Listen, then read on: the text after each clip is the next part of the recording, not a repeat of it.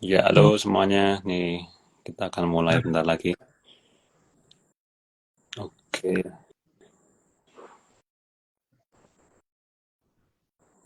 kita apa? Wave dulu teman-teman yang datang nih. Thank you semuanya. Mantap.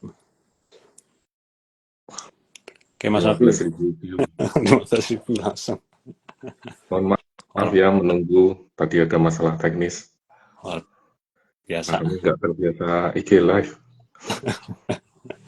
Saya amatiran.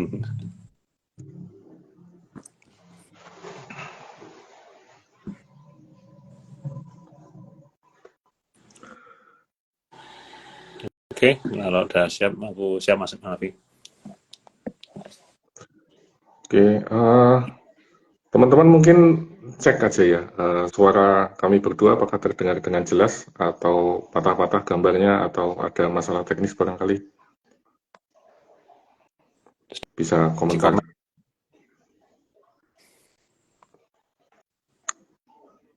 Sebelum mulai mungkin teman-teman boleh em, kasih komentar barangkali suara kami apakah terdengar jelas, gambarnya patah-patah atau bagaimana begitu.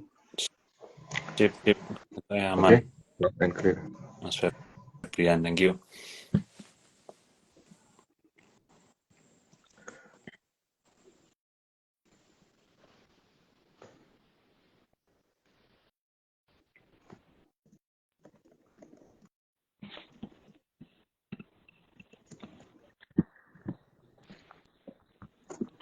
Yuk, kita mulai. Oke. Teman, Baik, oke. selamat malam. Selamat malam teman-teman semuanya. Bertemu dengan Mas Koki dan saya di IG Live kita ini. Jadi sambil menunggu teman-teman lain mungkin bergabung, barangkali kita bisa apa ya buat intermezzo dulu, Mas Koki. Yuk. Ada kawan yang bertanya foto di poster itu pakai pakai baju apa gitu? Kenapa posternya kayak gitu? Kok kayaknya nggak ada hubungannya sama sama topik yang mau kita kita bahas itu. Nah, oh, kita nggak akademis banget. Foto apa? Posternya ya. Posternya itu kan sebetulnya Mas Rafi ngasih foto apa baju adat ya, baju adat Hmm, Jawa itu kan keren.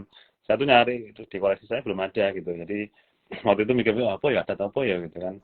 Nah saya coba pakai AI itu.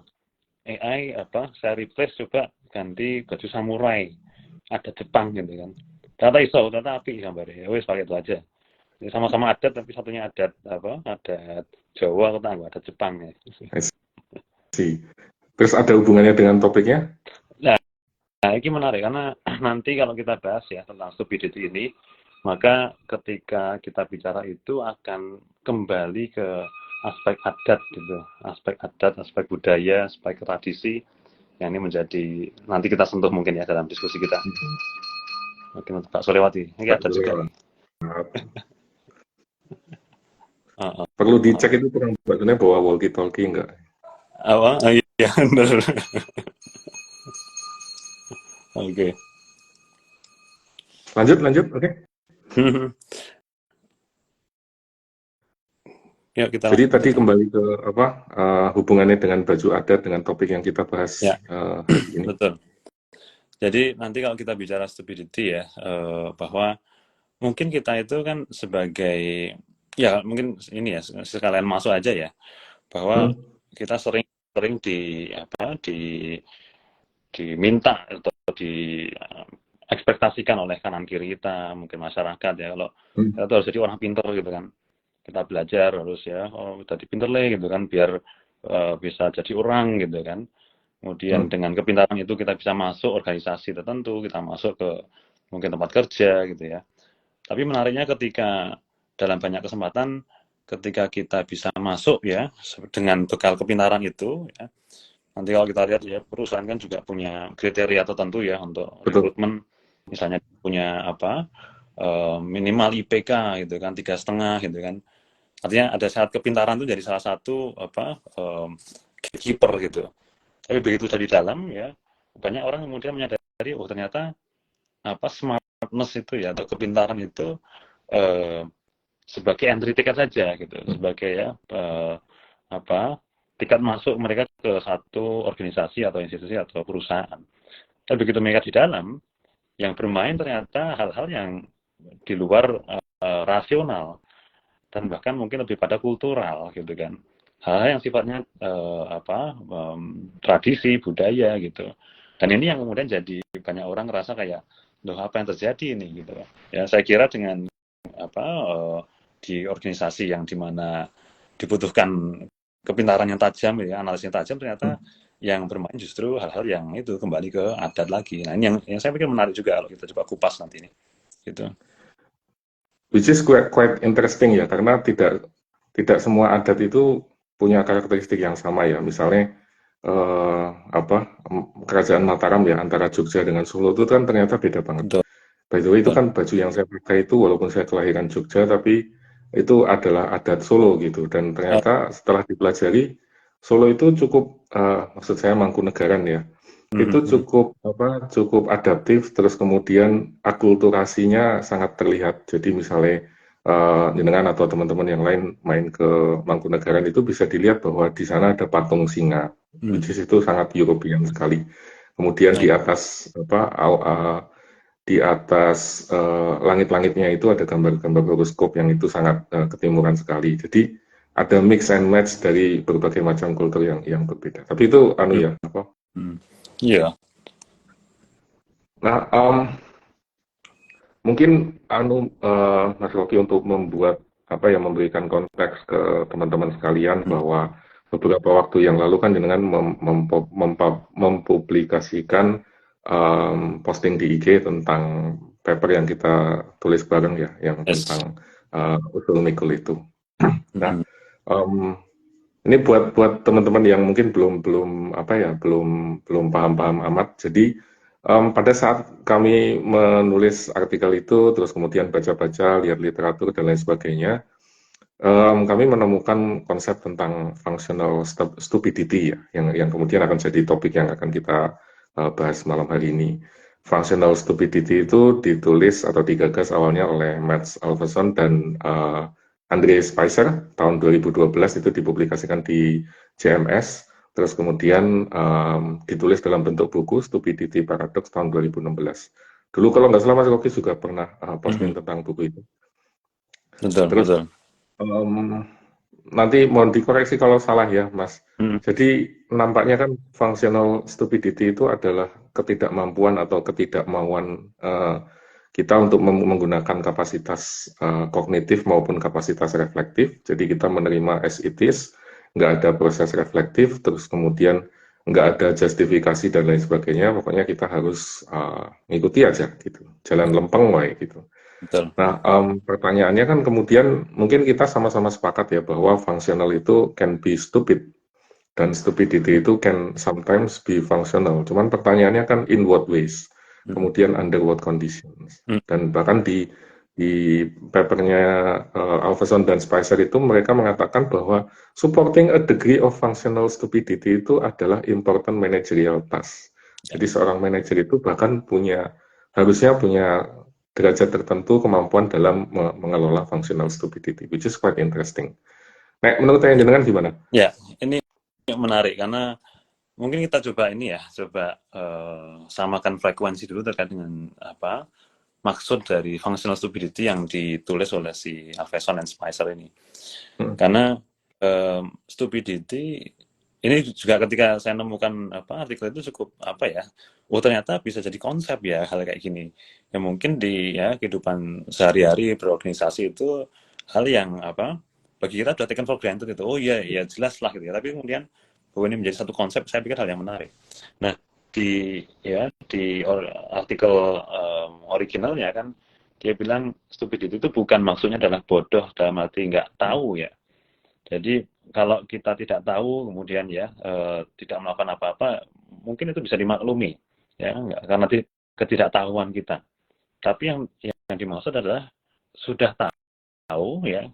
Jadi kebodohan ada dalam konteks kita sudah tahu, tapi memilih untuk tidak mau tahu. Artinya lebih pada abai gitu ya. Nah, ignorance ini, yang intentional ignorance ini yang kemudian jadi sorotan oleh si Alverson ini. Ya, dan jadi di sini stupidity atau keabaian, saya mungkin menerjemahkan lebih pas, bukan bodoh dalam arti bodoh, tapi abai, mungkin ignorance lebih dekat. Jadi keabaian ini itu bisa fungsional dalam arti punya manfaat gitu kan. Ini saya pikir menarik juga. Loh, kok bisa di organisasi yang normalnya kita tuh diminta untuk jadi pinter ya, untuk memberikan ide, untuk kemudian mengkritisi gitu kan. Tapi kok bisa kemudian keabaian itu menjadi bermanfaat, ini kan jadi aneh gitu. Dan ternyata iya juga. Jadi kalau kita coba lihat ke judul kita, tema kita kan can stupidity be functional. Ini saya berikan kesimpulannya aja sekarang langsung, bahwa jawabannya iya gitu. Ya, kan stupidity be functional, yes gitu kan. Itu bisa bermanfaat. Itu. Nah ini bisa bermacam-macam manfaatnya ya, mulai dari misalnya manfaat secara individu ya. Kalau kita dengan sengaja untuk abai, maka kita bisa ya fokus pada pekerjaan kita gitu kan. Maka kita nggak perlu rock the boat gitu. Kita bisa fokus karir juga mungkin akan meningkat karena ya kita dipandang nggak aneh-aneh gitu kan. Seringkali orang lebih suka dengan orang yang sifatnya siap gitu kan. Yes. Apapun dilakukan ya siap gitu kan. Nah ini juga kata siap ini ya. Nah ini juga di Alfredson dia bilang tidak semua organisasi itu juga harus kritis juga ternyata, gitu kan. Jadi di organisasi yang misalnya ya militer gitu kan, yang itu keefektifan organisasi itu bergantung pada kemampuan anggotanya untuk mengeksekusi. Jadi kalau dari komandannya bilang oke, semuanya masuk jurang gitu ya, semua prajurit akan masuk jurang ya. Tembak ya, serang, itu semua akan menyerang. Bayangkan kalau kita di militer kemudian komandannya bilang serbu gitu ya, kemudian anak buahnya tanya, loh tunggu Pak, kenapa kita harus menyerbu ini ya? Bukan lebih baik, itu nggak jalan-jalan itu ya, setelah kita ditembak gitu kan, setelah mati. Jadi di konteks militer semacam itu memang baiknya ya jangan ada yang tanya gitu kan. Jadi apa komandonya ya itu dikerjakan tanpa without questioning. Dan itu juga yang menjadi karakteristik di militer ya. Komandan bilang apa ya kita pokoknya samina wa ta'na langsung ya jalan gitu kan. Nah itu yang membedakan dengan organisasi atau di luar itu yang lainnya, yang itu mungkin lebih banyak di kalangan kita ya, non militer gitu kan ya, apalagi di organisasi yang berbasis pada pengetahuan ya, misalnya kayak consulting firm ya, law firm, perusahaan-perusahaan itu kan mereka berbasis pengetahuan dan ya harusnya lebih kritis dong gitu loh. Nah ini yang jadi saya pikir kontras gitu ya, antara yang butuh ide baru tapi kok malah kemudian ya tidak ada pertanyaan atau bahkan tidak mau tanya gitu kan, tidak mempertanyakan bahkan. Ini yang jadi itu stupidity yang fungsional tadi gitu. Oke, artinya kan bahwa tidak kemudian semua individu atau semua organisasi harus kritikal ya. Yes. Terus kemudian mempertanyakan segala hal, harus melakukan refleksi terlebih dahulu. Kadang-kadang kita perlu ambil judgement yang memang harus cepat, nggak perlu terlalu banyak mikir dan seterusnya. Tapi balik lagi soal militer, tadi ada sesuatu yang menarik, karena budaya kita, Mas Rocky kan biasanya komunikasi itu pakai siapa, ya, 86 dan ya, mohon arahannya Bapak, ya, Paternon pakai icon gini. Betul. Itu kan seperti dalam tanda kutip militerisasi kehidupan organisasi gitu. Nah, apakah kemudian militerisasi dalam tanda kutip kehidupan organisasi itu terus kemudian mendorong kita jadi functionally stupid ya? Ya, menarik. Karena betul itu menjadi bagian dari leksikon interaksi organisasi kita ya. Siap gitu kan. Di chat kita bilang ya siap dan atau 86 gitu kan. Itu jadi hal yang apakah kemudian secara tidak sadar ya, atau terselubung atau secara diam-diam kemudian kita diharapkan juga untuk patuh sebagaimana di militer gitu, bahwa ketika anak buah katakan ya atau anggota tim kemudian diberi instruksi ya kemudian harus siap gitu kan, without questioning gitu. Nah ini yang kemudian jadi menarik ya, tampaknya ada tendensi semacam itu juga ya, dan mungkin ini berkaitan dengan budaya Indonesia yang lebih pada high power distance ya. Jadi kan kita jarak senioritas kemudian hierarki kan cukup kuat juga. Gitu. Jadi bisa jadi ada apa istilahnya, ada influence atau pengaruh dari sana itu terkait dengan kehidupan organisasi dalam kehidupan sehari-hari gitu. Nah, yang mungkin juga menarik adalah ada beberapa mungkin juga untuk memberikan konteks ya ke teman-teman yang menyimak.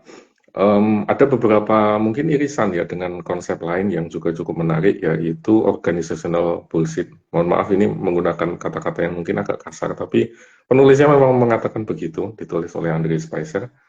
Ini ada kemiripan dengan functional stupidity, sama-sama merupakan praktek sosial.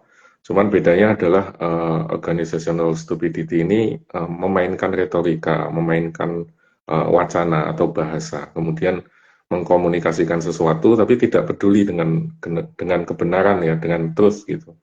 Nah, ini biasanya pakai jargon yang tinggi-tinggi, pakai pernyataan yang ambigu, pakai terminologi yang nggak jelas, dengan tujuan untuk menyamarkan ya, substansi dari topik yang dibahas dan untuk menghindari tanggung jawab dan lain sebagainya. Terus, tapi ini ada perbedaan karena kalau functional stupidity adalah lebih kepada kurangnya ya, atau tidak mau untuk melakukan refleksi, kemudian mencari feedback dan lain sebagainya. Sementara kalau di organizational bullshit ini memang ada niatan, intensi untuk manipulasi dalam tanda kutip, atau ada niat untuk deceiving atau misleading dan seterusnya. Jadi ada sedikit perbedaan di situ. Yang ini juga mungkin menarik, nanti kapan-kapan kita bahas lagi kalau teman-teman mungkin tertarik dan berminat dengan ini. Dan mungkin nanti kita akan bahas juga beberapa data yang masuk dari survei kecil-kecilan yang sudah dibuat Mas Rocky. Jadi kalau dilihat sekilas itu ada berapa juta ini responden yang masuk. Overview-nya cukup beragam karena usianya beragam, industrinya beragam, demografinya juga beragam. Ada beberapa yang agree semua, ada beberapa yang disagree semua. Tapi nanti kita bahas ke situ dulu. Oh ya, kembali lagi ke functional stupidity, Mas. Mungkin bisa dielaborasi sedikit bahwa functional stupidity itu ada manfaatnya kah untuk organisasi maupun untuk individu gitu? Ya, menarik. Jadi kita pengen balance ya, pengen seimbang bahwa ada kalanya menjadi tampak bodoh ya, atau menjadi tampak yang menjadi ya stupid lah. Itu bermanfaat gitu kan. Di samping ada bahayanya juga nanti kan yang kita juga akan diskusikan. Nah, manfaat apa ini? Pertama tadi di sisi individu ya. Untuk individu tentu ya kita bicara gini deh, ketika juga saya masukkan dalam IG reel saya, misalnya ketika Anda punya ide gitu kan, kemudian Anda cobalah kita sampaikan ide ini, usul ya. Tapi begitu dia nyampaikan ide itu, which is untuk perbaikan mungkin organisasinya atau departemennya atau ya proses tertentu, kemudian dia kok diberikan dikembalikan ke dia lagi untuk eksekusi gitu kan. Nah, awal-awal dia mungkin masih oke lah, oke baik ini ideku berarti coba saya eksekusi. Tapi lama-lama dia belajar ketika semakin dia beride kok dia makin repot sendiri gitu kan. Jadi organisasi yang harusnya mendukung ya eksekusi itu dikembalikan tanggung jawabnya kepada perorangan individu gitu kan, di atas dari rutin yang harus dia kerjakan selama sehari-harinya juga. Nah, dia akan belajar kalau saya tampak bodoh, maka saya akan aman nih gitu kan. Kerjaan saya nggak akan banyak-banyak banget gitu. Ngapain saya kerja digaji gitu kan. Kalau bisa ya effort saya minimal ya dengan gaji yang sama atau bahkan lebih banyak gitu kan. Kalau saya ngide malah saya repot sendiri gitu kan. Belum pulang malam ya, work life balance gitu kan. Nggak bisa happy ya. Lebih baik ya udahlah diem aja lah gitu kan. Meskipun saya tahu ada ya, saya bisa benerin ini atau saya bisa improve, tapi daripada repot ya udahlah itu bukan masalah saya juga gitu kan, ngapain repot-repot. Jadi dari si individu akan punya benefit ya, dia karirnya atau ya pekerjaan dia mungkin akan relatif tidak seberat kalau dia harus engage ya, kemudian menyuarakan ide baru gitu kan. Nah, ini dari sisi individunya.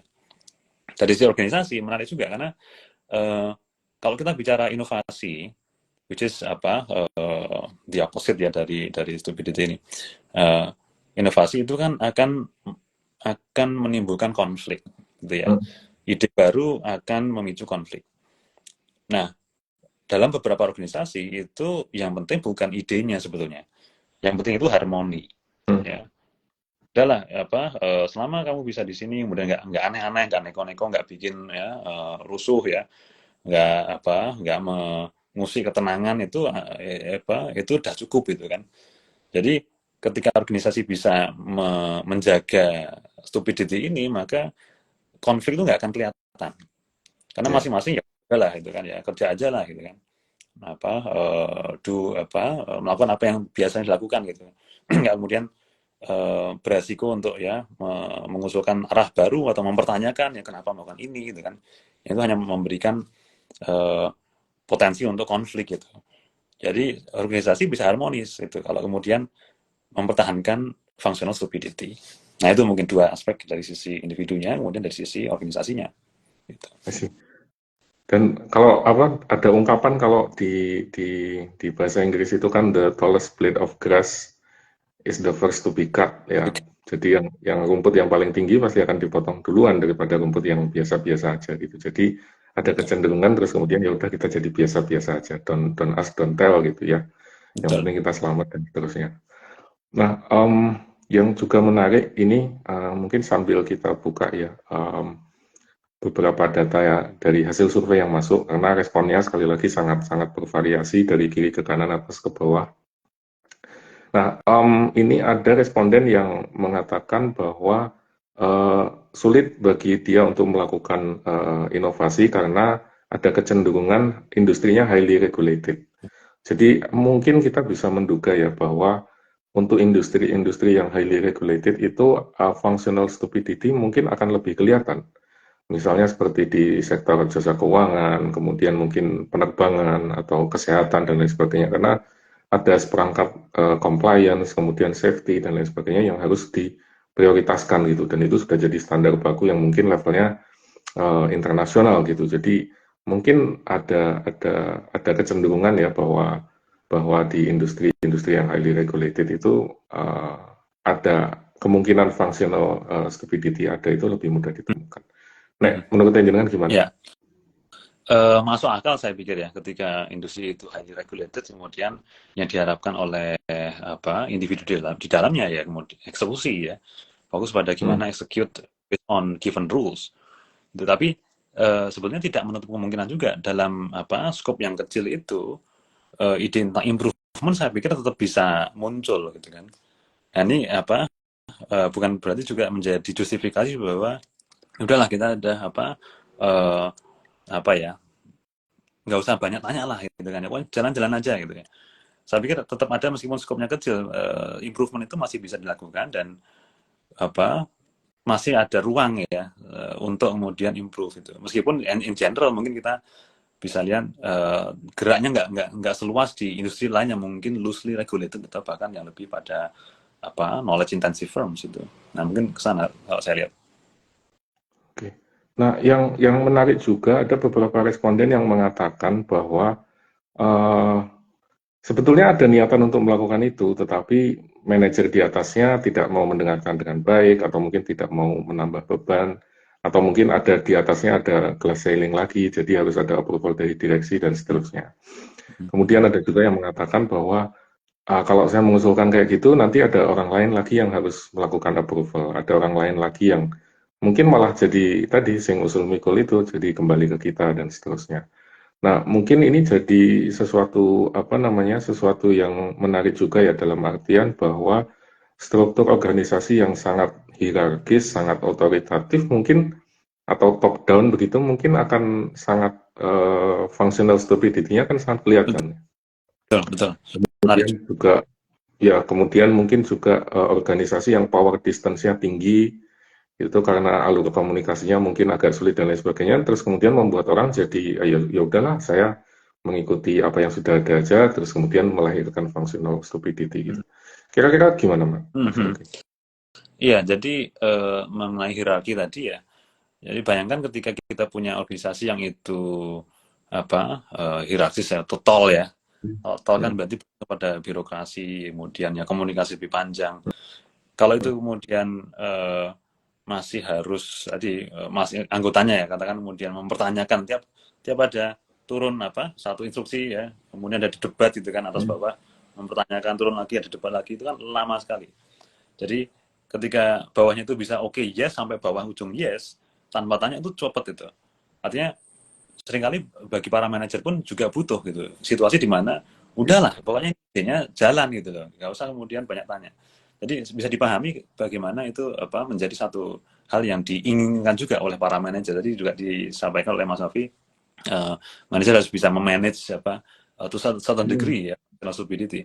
Jadi to be fair, ada aspek positifnya juga dari hal itu gitu. Dan ya saya pikir ketika flat ya lebih ramping, lebih ada ruang untuk diskusi, kemudian perdebatan antara atas bawah lebih terasa. Nah ini menjadi penting untuk bisa ya ide terbaik itu yang menang gitu, bukan karena hierarki gitu. Ya. Tapi ini juga menarik karena mungkin ya, secara umum kan flat organization itu mungkin akan lebih less rigid ya, terus kemudian komunikasi, kolaborasi akan lebih terbuka dan lain sebagainya. Tapi flat organization yang kemudian punya internal culture-nya terlalu kuat, mungkin akan bisa menghambat adanya dissenting opinion, terus kemudian terlalu fokus pada konsensus yang kemudian jadi balik lagi melahirkan tadi functional stupidity gitu. Betul.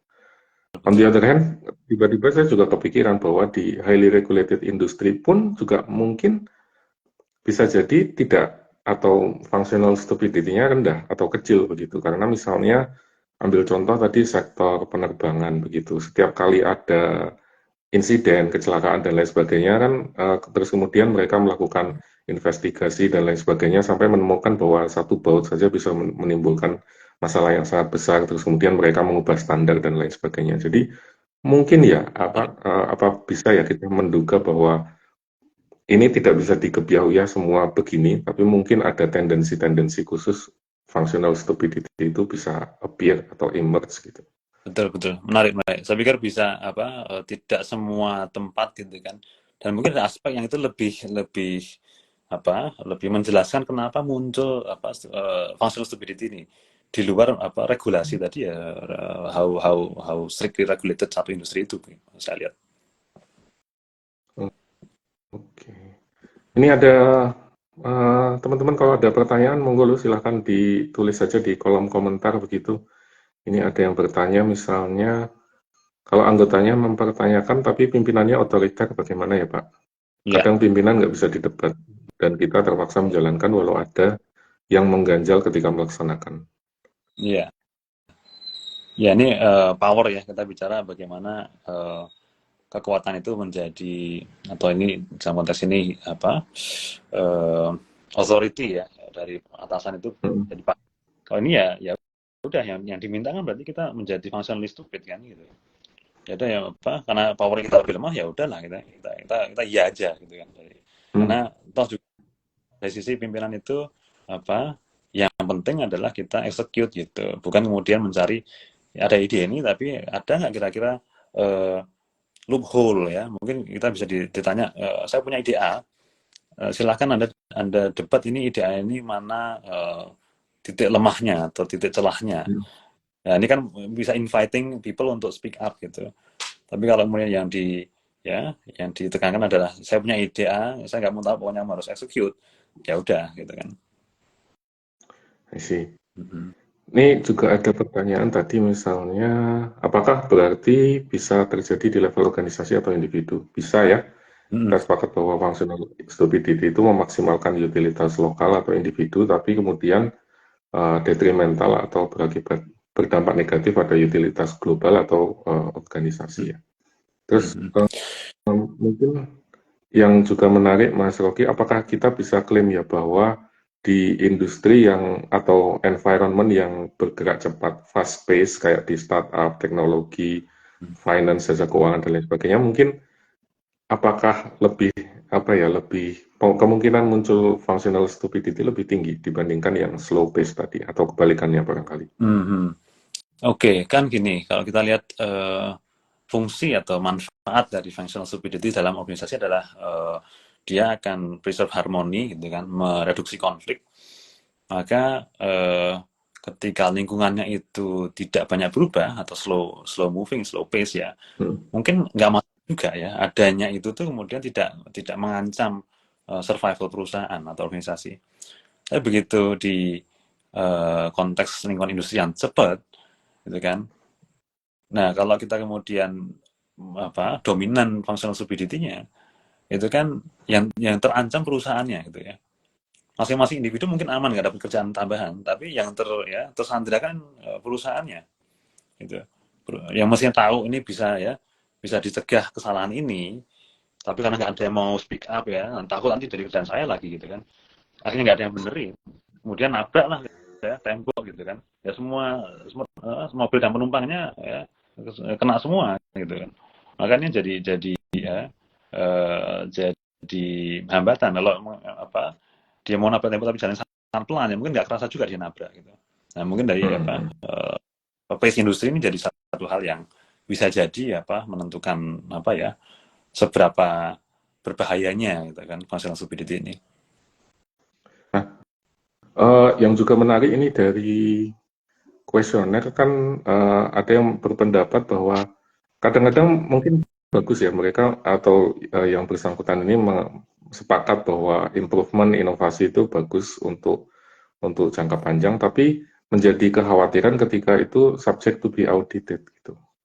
Misalnya jadi temuan BPK, terus kemudian harus harus menjelaskan temuan tersebut dan lain sebagainya, sehingga kemudian memilih untuk ya udahlah ikut prosedur aja. Tidak mau fokus pada substansi tapi lebih pada form over substance gitu. Menarik. Mungkin itu bisa jadi ini ya, jadi sinyal apakah mekanisme untuk mungkin kayak whistleblowing ya. Itu tuh ada kalau repot, waduh nanti kalau ini yang kena saya, nanti saya yang terancam gitu kan ya. Saya harus jelaskan. Ya mungkin orang akan ngapain, nggak ada insentif ya untuk sana. Bahkan ada disinsentif dengan raising a flag gitu.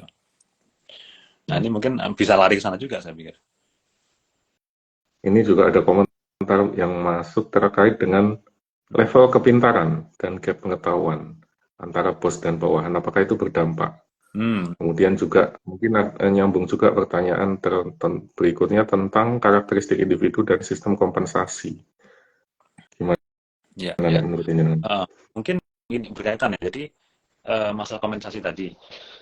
Ketika mereka yang punya ideas for improvement gitu kan, justru terpenalisasi, bukannya kasih insentif tapi disinsentif ya, dengan misalnya resiko karir dia ya, jadi dipandang sebagai outlier gitu kan, jadi kemudian diteni misalnya ya, dapat banyak pekerjaan tambahan ya dan seterusnya lain sebagainya.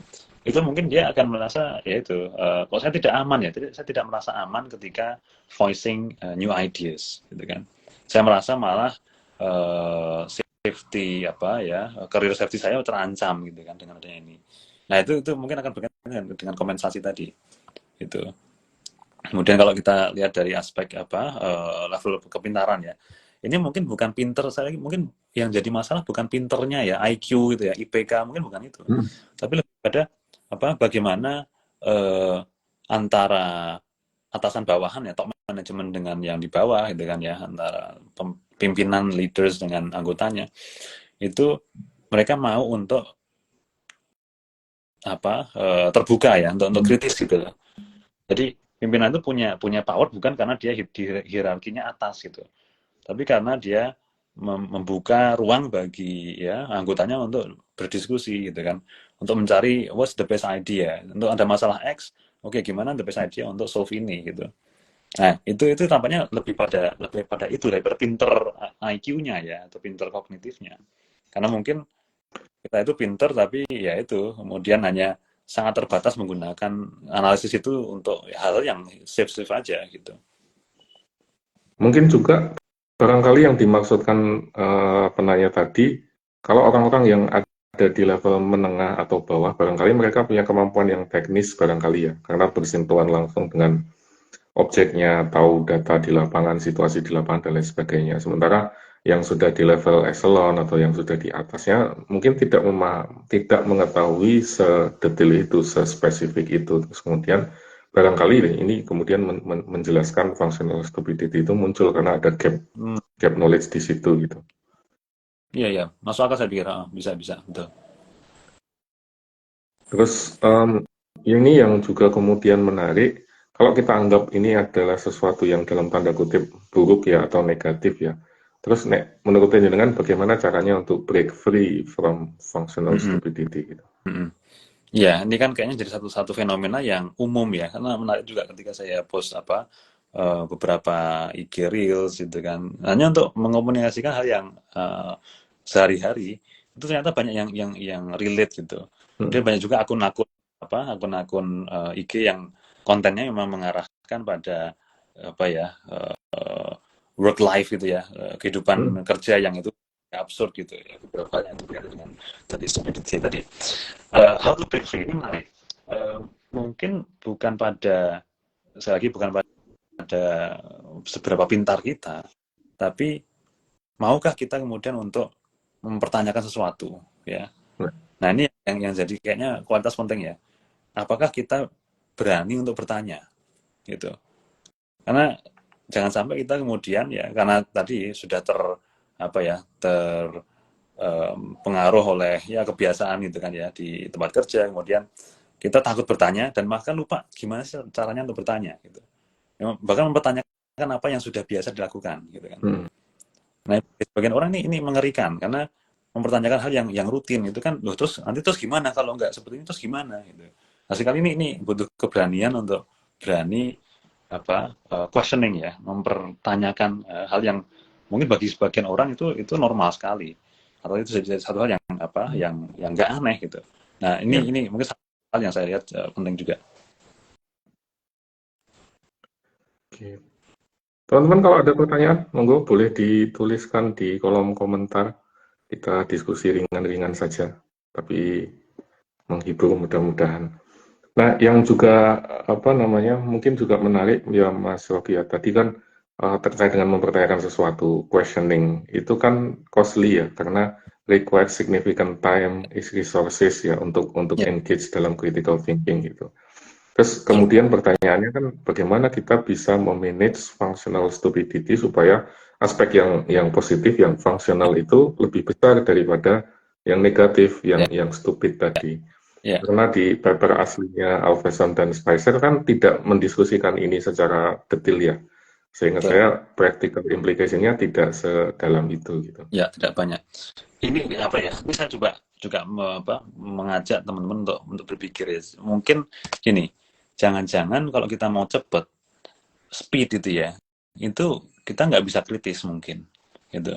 Jadi kalau kita mau deep thinking, itu akan lama, gitu.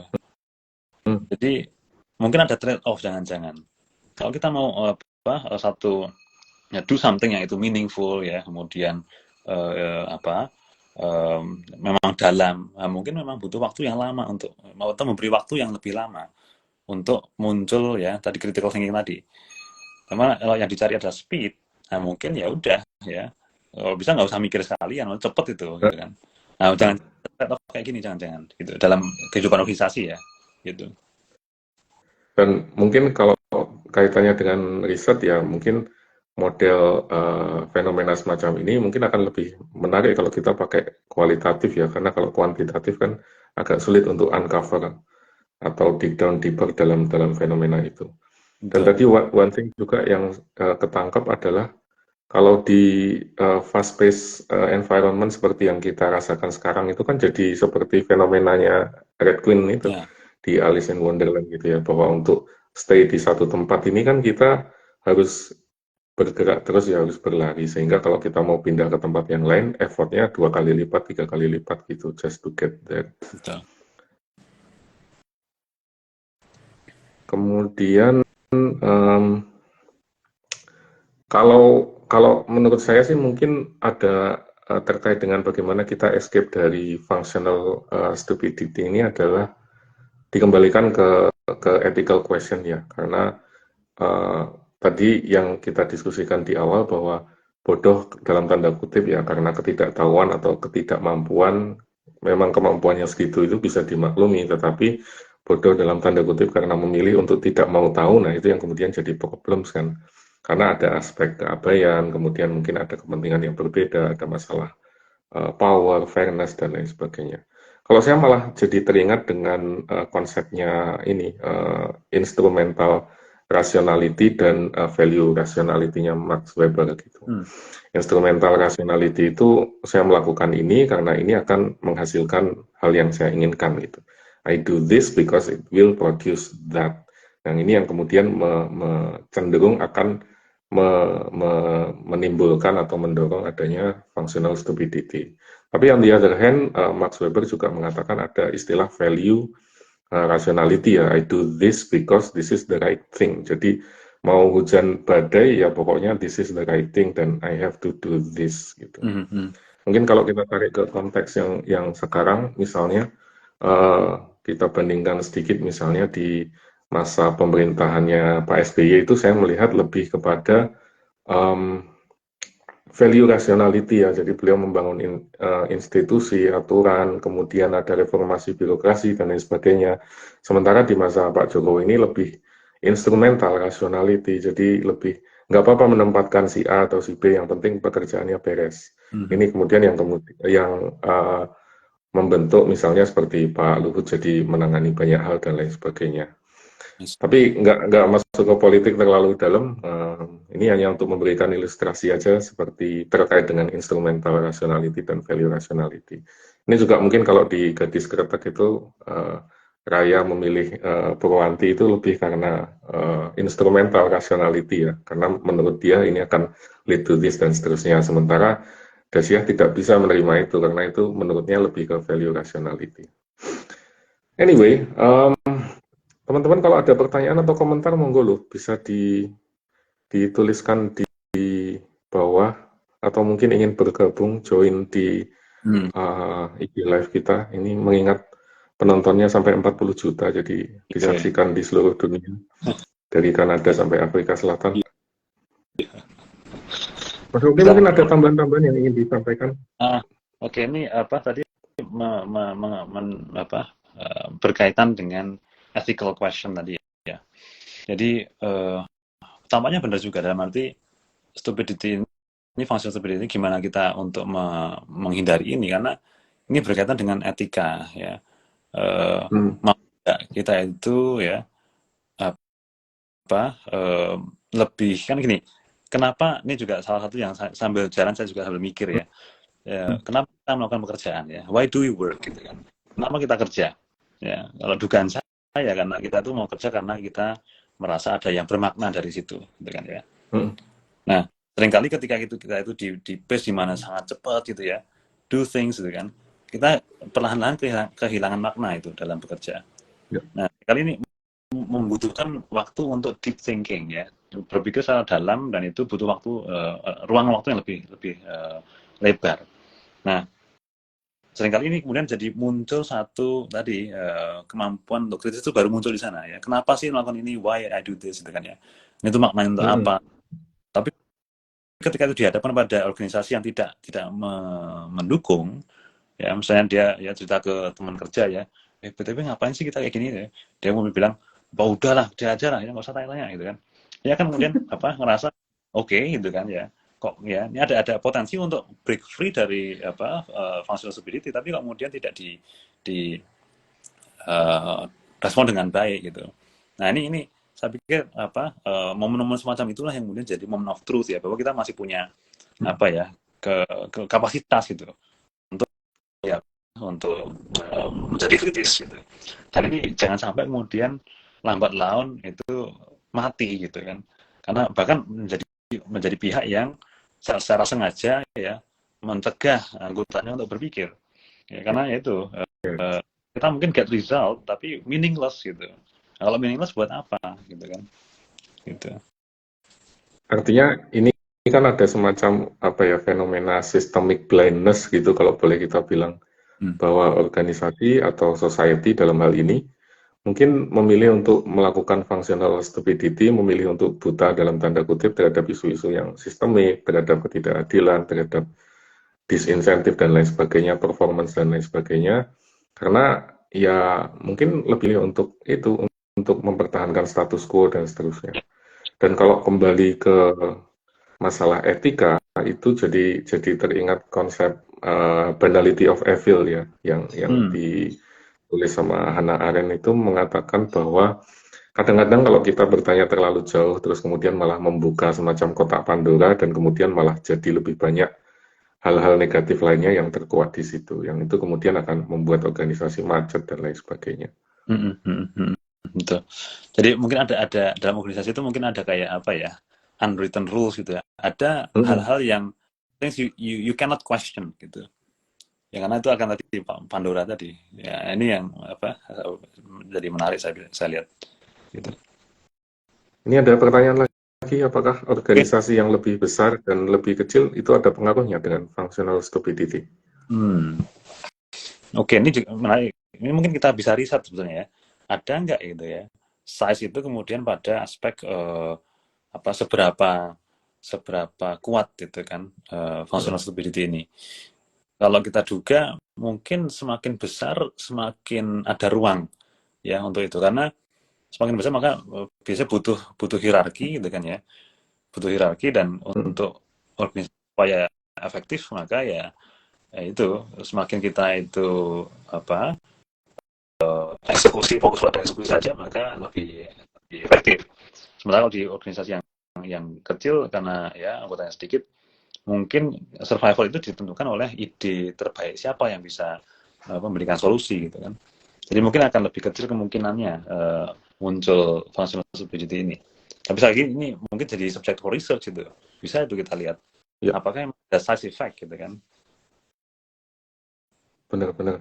Dan balik lagi ke functional stupidity ini kan bagian dari, mungkin boleh dibilang kalau streamnya adalah critical theory ya, yang berusaha untuk mengkritisi society, culture, dan lain sebagainya, mencoba memahami social structure, kemudian kenapa ini bisa mendominasi, kenapa ini bisa tertindas, dan lain sebagainya. Ini Frankfurt School.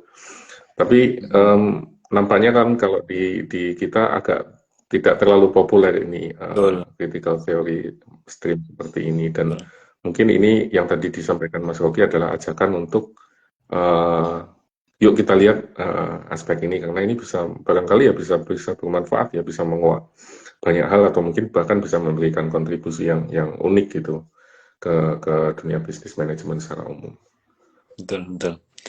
Ya, mungkin sedikit komentar itu Mas Nabi apa stream apa critical apa ya management studies ya, CMS kalau kita lihat di literatur itu memang masih sedikit, tapi at least mulai muncul beberapa, dan ini apa ya nggak tahu ya, mungkin kita juga masih terdominasi oleh paradigma di mana ya manajemen itu harusnya fungsional gitu kan.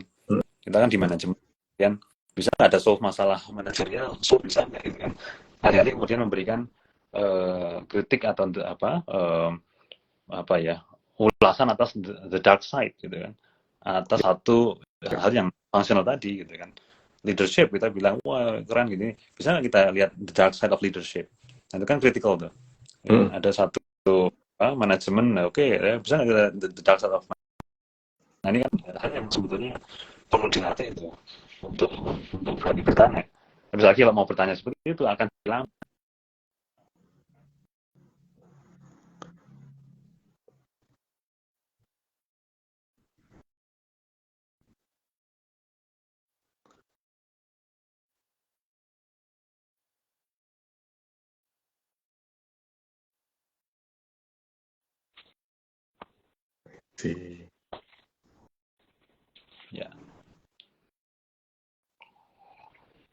Ya, ini ada pertanyaan lagi, mungkin kalau di bahasa sehari-hari apa kira-kira ini terminologi yang pantas?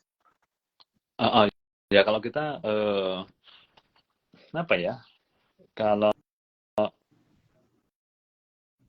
mau pakai ini ya istilah agak kultural, kemana saya pakai yang namanya usul mikul ya, usul mikul. Dan kalau kita kemudian menganggap ya udahlah gitu kan ya, siapa yang usul yang mikul ya, mungkin itu bagian dari normalisasi apa hal-hal yang mestinya bisa disupport oleh perusahaan atau organisasi ya, tapi kemudian kita menerima sebagai satu hal yang apa normal gitu kan, karena kita takut kalau usul kemudian mikul ya udah kita nggak usah usul lah gitu. Dan itu jadi hal yang mungkin akan relate ke sehari-hari seperti itu. Apakah boleh ini kalau misalnya kita translasikan jadi kebodohan fungsional gitu untuk sementara? Bisa sih ya. Atau keabaian fungsional gitu ya. kelebihan fungsional mungkin ya. Kalau bahasa translasi konsepnya ya, mungkin itu. Baik, sepertinya semua pertanyaan sudah terjawab, Mas Rocky. Iya, Jadi oke. mungkin karena ini juga sudah cukup malam, barangkali diskusinya nanti kita lanjutkan lain waktu. Yes. Mungkin teman-teman di sini kalau ingin kolaborasi atau bersedia untuk jadi informan atau responden untuk diteliti lebih lanjut gitu, mungkin bisa kontak kami berdua, nanti kita bisa follow up. Mudah-mudahan bahasan dan obrolan kami ini bermanfaat buat teman-teman sekalian, walaupun sedikit ya. Mohon maaf kalau ada salah-salah kata. Mas Rocky? Ya. Ini juga ingin mengajak teman-teman kalau berminat jadi informan gitu kan. Karena kita pengen mendalami ini. Ini hal yang sekali lagi sangat everyday, tapi menemukan tadi kapankah itu muncul, kemudian apa yang jadi alasan orang melakukan itu ya, sama juga di kuesioner kita juga tanya kalau pernah seperti itu kenapa ya. Ini masih sedikit datanya gitu. Nah, kalau kemudian teman-teman bersedia, kita akan sangat senang bisa kontak kita lewat DM ya di IG Mas Novi atau saya gitu, feel free. Itu aja. Oke. Ya, mungkin sudah larut malam Sip. dan nanti bilnya jadi mahal sekali kalau kita terlalu lama. Selebihnya Maaf. mungkin kita bisa lanjut di lain kesempatan ya, teman-teman sekalian. Mas Siap. Rocky mungkin final word.